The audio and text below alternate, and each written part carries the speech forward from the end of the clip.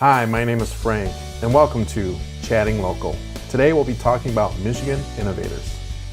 Today we're highlighting Lynn Benson and her product Splash Count, a Michigan innovator.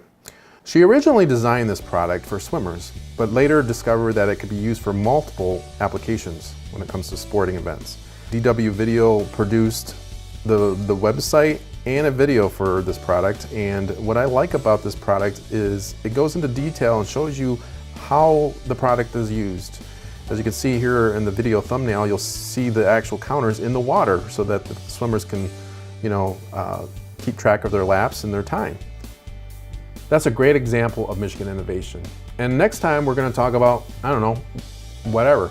That's the beauty of the show. We just want to talk about Michigan businesses and what's going on in our great state. And maybe next time I won't see... No. All right, we won't go there. Until next time, we're your source for everything local. Should I look at the camera for this? Sure. This is a great example of Michigan innovation. Next week, I did the same thing.